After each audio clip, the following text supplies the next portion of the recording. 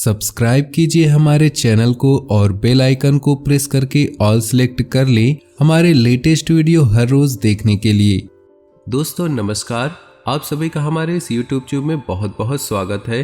दोस्तों पिछले कुछ समय से या यूं कहे पिछले कुछ महीनों से एक दिव्य शक्ति हमेशा आपके साथ घूम रही या यूं कहे एक दिव्य शक्ति का साया आपके ऊपर बना हुआ है, लेकिन आपको इस बात की भनक तक नहीं है।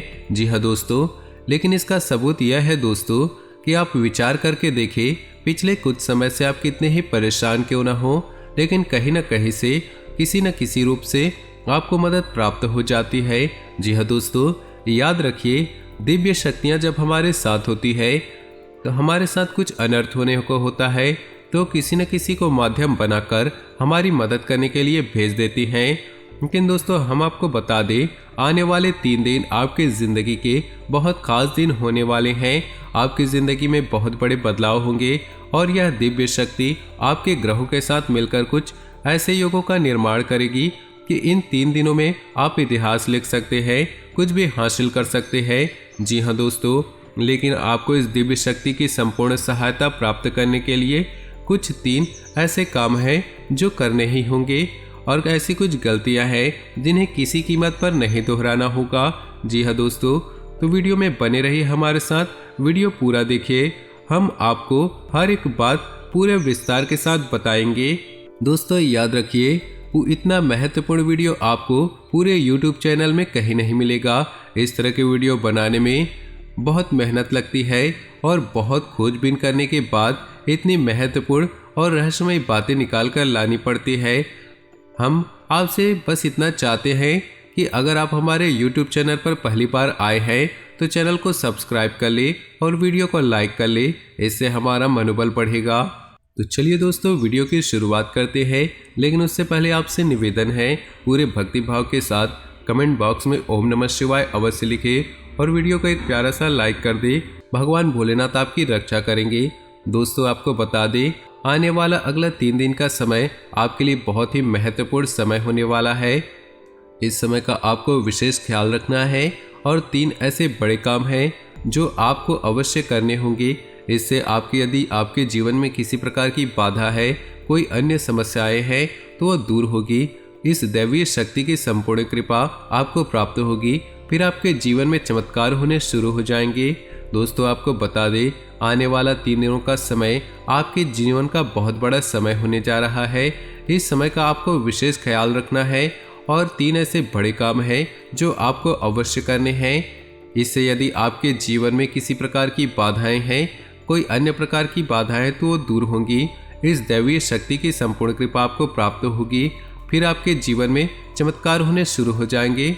दोस्तों याद रखें, यदि हमारे पास कोई दैवीय शक्ति आती है लेकिन हम किसी बाधा में हैं, यानी कि किसी अन्य प्रकार की दोष या फिर तांत्रिक क्रिया कर्म के शिकार है, तो वह दैवीय शक्ति हमारे पास आकर भी अपना आशीर्वाद या पूर्ण फल हमें देने में असफल होती है। उनकी आंशिक सहायता तो हमें प्राप्त होती है, लेकिन जो बुरी शक्तियाँ होती है उस दैवीय शक्ति के प्रभाव को कुछ हद तक कम कर देती है। इसलिए हमें सबसे पहले अपने आसपास के वातावरण को शुद्ध और स्वच्छ करना होगा, ताकि दैवी शक्ति जब हमारे पास आए तब उसका पूरा आशीर्वाद हमें प्राप्त हो और हमें मनोवांछित फल प्राप्त हो। दोस्तों कहते हैं ना, जो लोग अच्छे कर्म करते हैं, दिल से सच्चे और साफ होते हैं, ईश्वर भले ही साक्षात उनके साथ ना हो, लेकिन किसी न किसी रूप में उनकी मदद के लिए हर समय तैयार रहते हैं। तो अब समय आ गया है, यह दैवीय शक्ति स्वयं ईश्वर का रूप बनकर आपकी मदद के लिए तैयार है। दोस्तों हम आपको बता दें, आप लंबे समय से कई तरह की समस्याओं से पीड़ित चल रहे हैं। आपने सुख की पल भी अभी देखे नहीं है। आप कई तरह से मानसिक या शारीरिक रूप से पूरी तरह से पीड़ित चल रहे हैं, लेकिन पिछले कुछ समय से या यूँ कहें कुछ महीनों से आपको कहीं न कहीं से आपको राहत मिलने शुरू हो चुकी है। आप हमारे द्वारा कही गई बातों को सच्चे दिल से आकलन करके विचार करें, तभी निर्णय पर पहुंचे। दोस्तों हम जानते हैं कि इस समय आपका स्वभाव थोड़ा रूखा और चिड़चिड़ा हो चुका है। आप जीवन की परेशानियों को देखते देखते परेशान हो चुके हैं। आपके मन में क्रोध इकट्ठा होता रहता है और यदाकदा जब तक किसी के ऊपर यह क्रोध निकल भी जाता है लेकिन आपको बता दें दोस्तों, इसमें आपकी कोई गलती नहीं है। ये तो समय की चाल है। जब इंसान पर समय की मार पड़ती है तो वो पीड़ित होता है, तो उसमें क्रोध आना शुरू हो जाता है। ये इंसानी स्वभाव है, इसमें आप दोषी नहीं हैं। आपको परेशान होने की कोई ज़रूरत नहीं है। आपका दिल साफ है, आप मन से बहुत सच्चे हैं, इसीलिए आप ईश्वर के बहुत प्रिय हैं। अगर ईश्वर ने आपके जीवन में कष्ट लिखे हैं तो याद रखिए कि आप अपने पिछले कई जन्मों के कष्ट काट रहे हैं और अब आपके सुख के पल आने वाले हैं।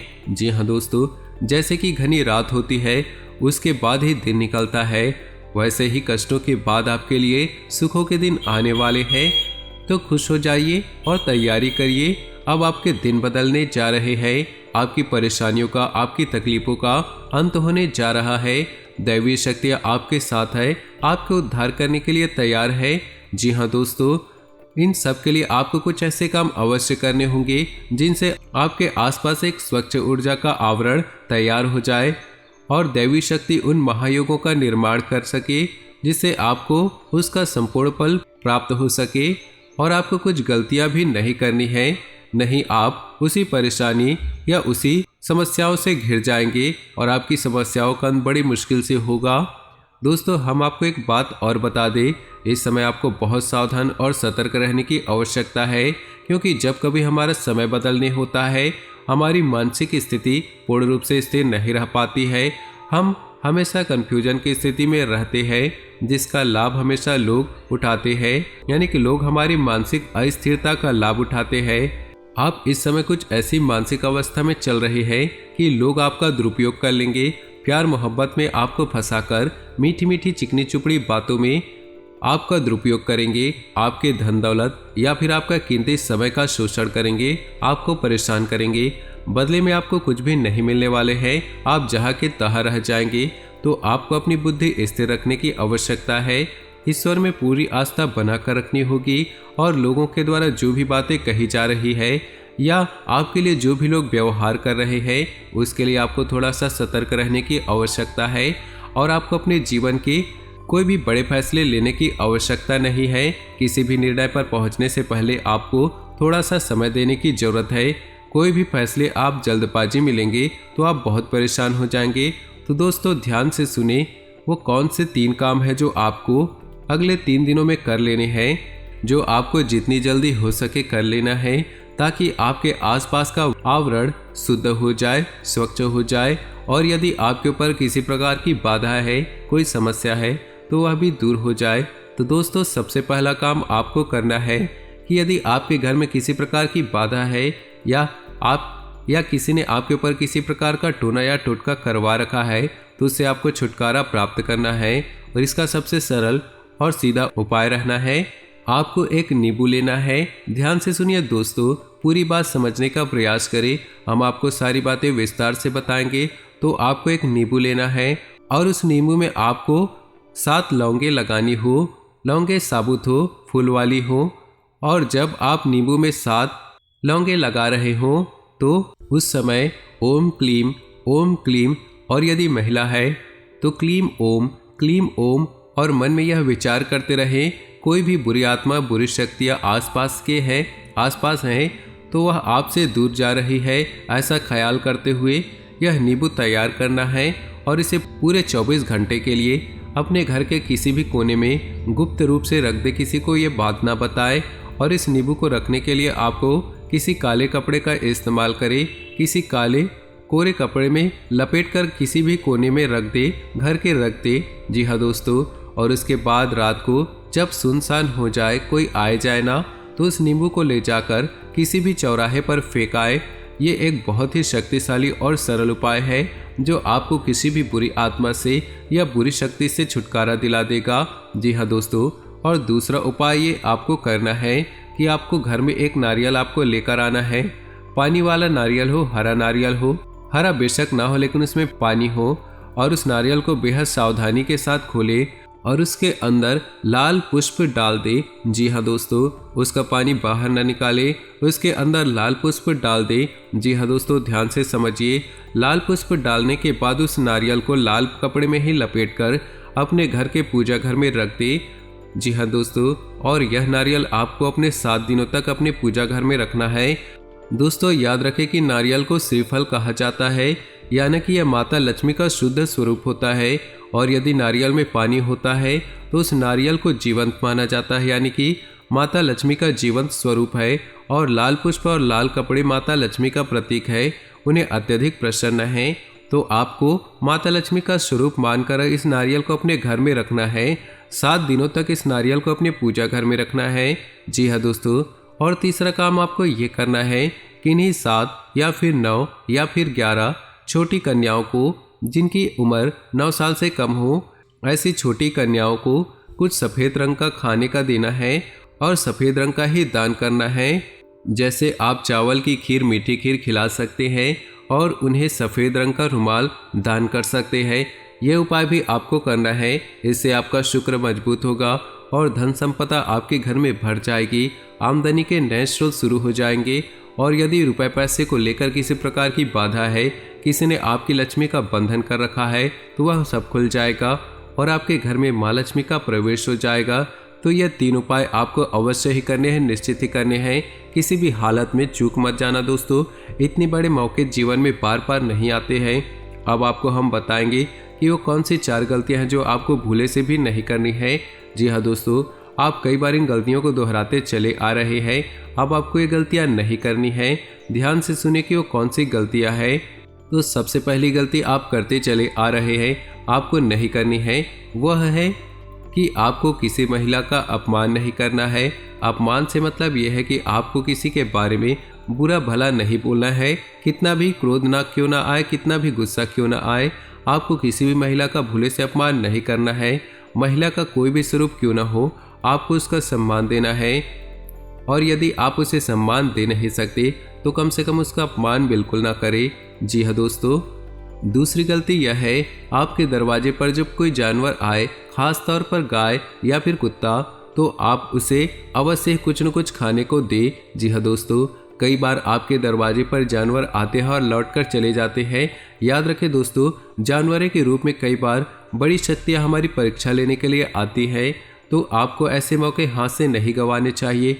कोई भी जानवर जब खास तौर पर गाय या कुत्ता आए तो आप उसे जरूर कुछ न कुछ खाने के लिए दें।